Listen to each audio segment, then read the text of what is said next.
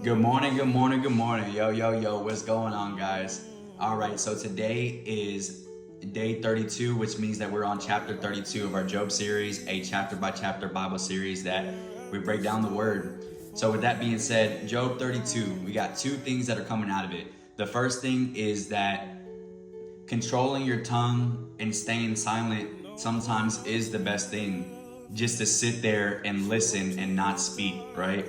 Secondly, the group that's around you is older than you and has more life doesn't necessarily mean that they have more experience or more wisdom, right? Or on top of that, if they do have more experience and more wisdom, doesn't mean that it's always the correct experience or the correct wisdom. All right, guys, so let's go ahead and get straight into chapter 32.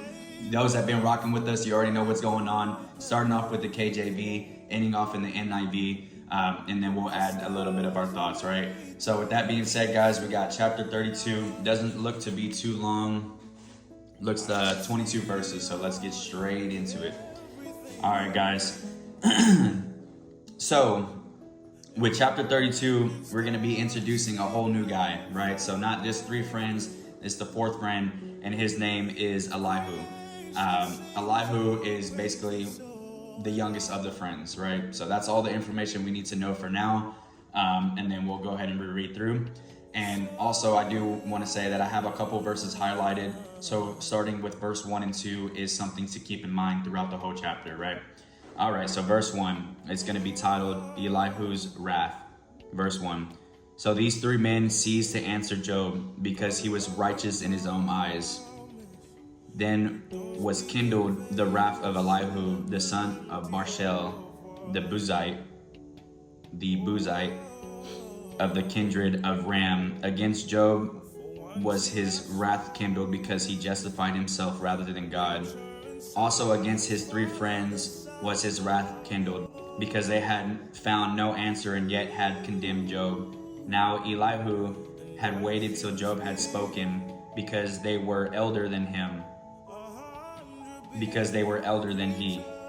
When Elihu saw that there was no answer in the moment of these three men, then his wrath was kindled, and Elihu the son of Barshel the Buzite answered and said, I am younger, ye are very old, wherefore I was afraid, and durst not shew you mine opinion.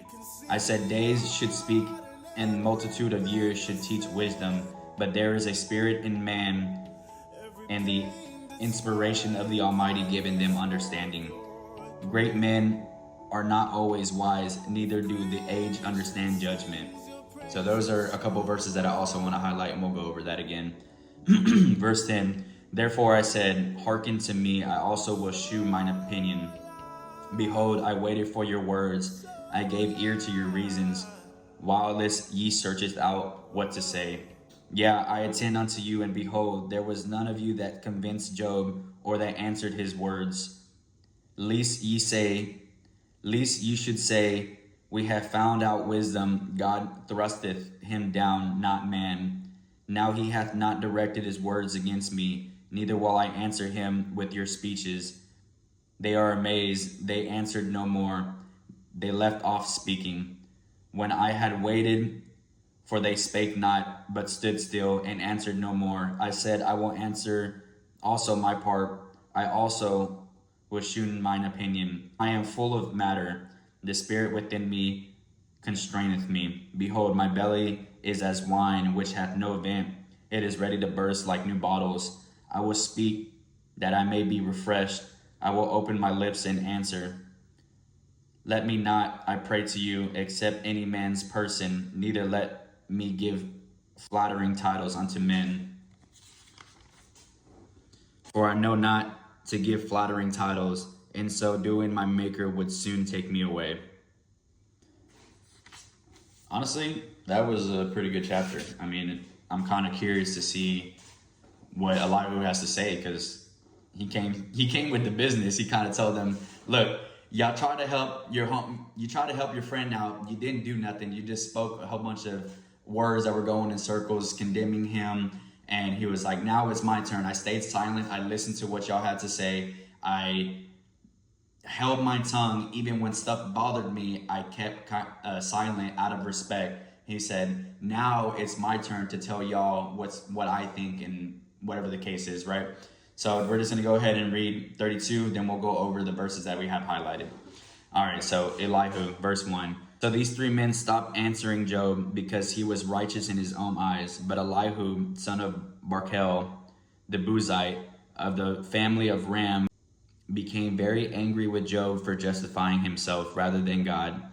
He was also angry with the three friends because they had found no way to refute Job and yet had condemned him. And now Elihu had waited before speaking to Job because they were older than he. When he saw that the three men had nothing more to say, his anger was aroused. So Elihu, son of Bakal, the Buzite, said, I am young in years, and you are old. That is why I was fearful, not daring to tell you what I know. I thought age should speak, advanced years should teach wisdom.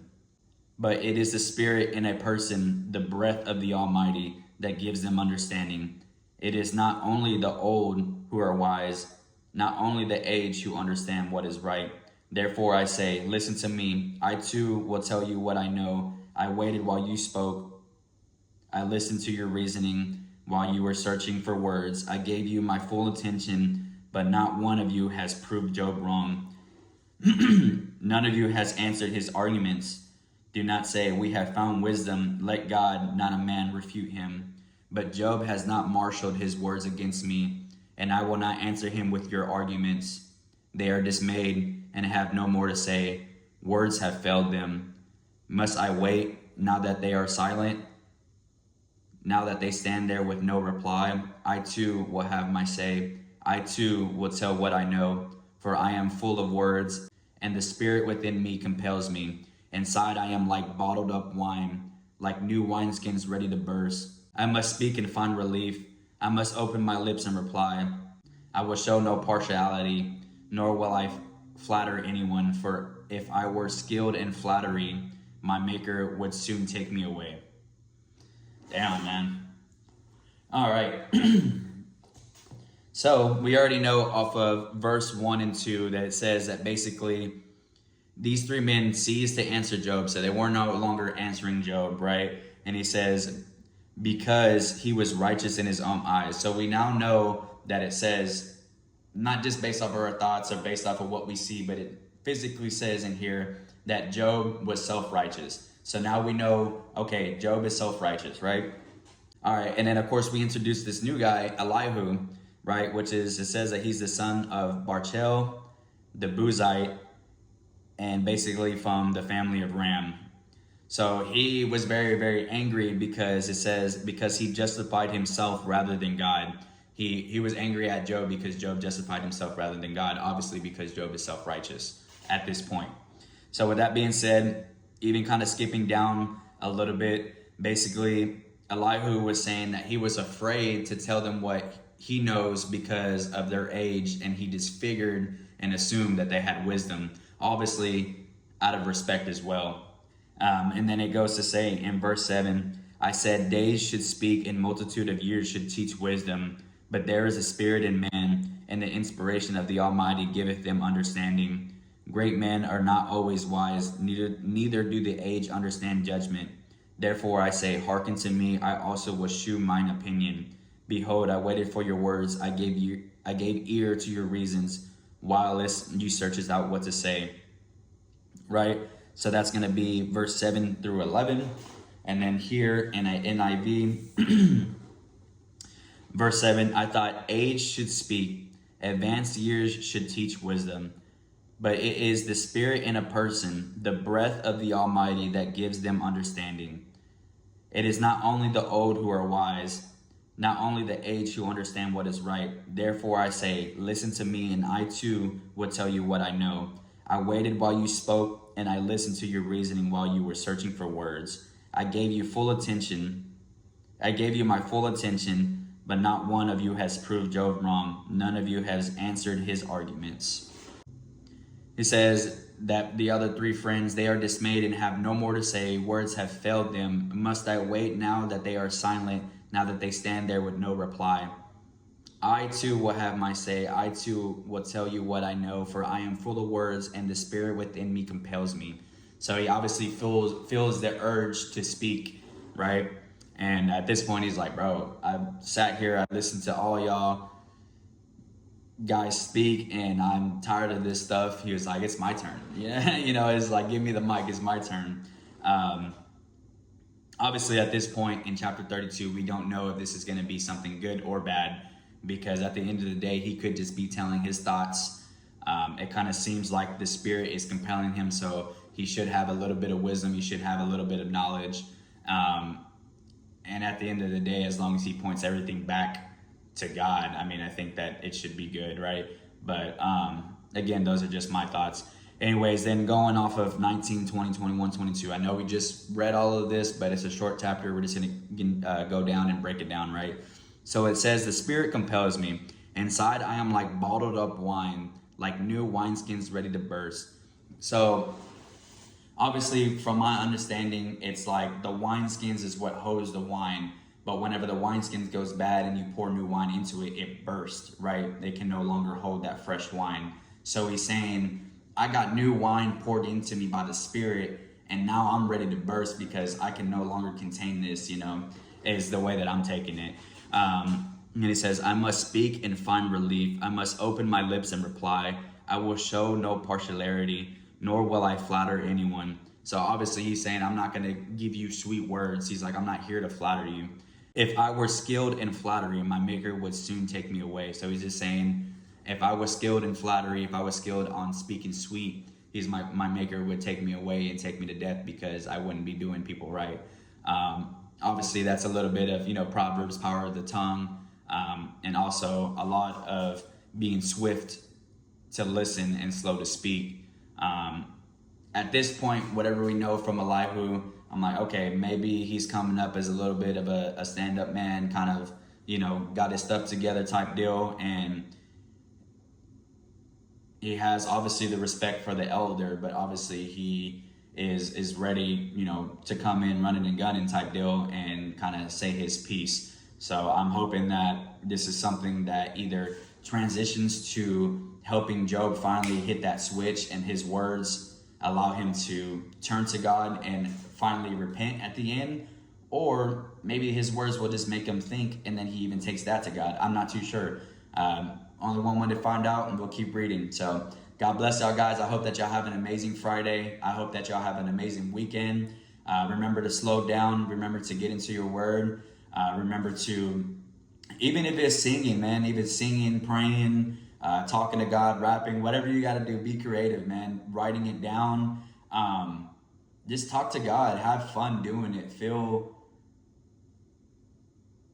Again, it's always, at the end of the day, it's not about works, bro. It's never about works. It's all about what Jesus provided to us, which is grace, what Jesus provided to us through his blood, So it's like, just enjoy this life, man. Stop. And I get it. If you got family, you got bills, you got etc., it gets hard.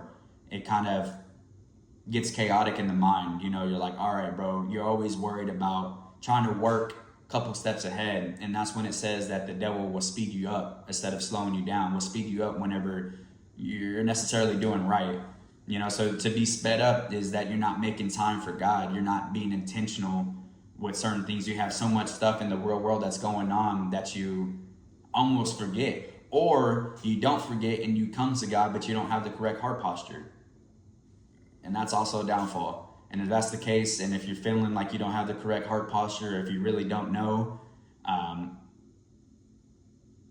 take it to God, man. Say, hey, God, this is how I feel. I really shouldn't be trusting my thoughts, feelings, or emotions, but this is how I feel whenever I read your word. This is how I feel when I'm praying to you. This is how I feel when I'm XYZ, right? Is this correct? And if it's not correct, Heavenly Father, give me the heart. Give me the heart to be changed, Lord. Give me the heart to rely solely on you and fully surrender. All right, guys. Well, God bless y'all. I wish y'all the peace. God bless y'all. I wish y'all the best. Peace.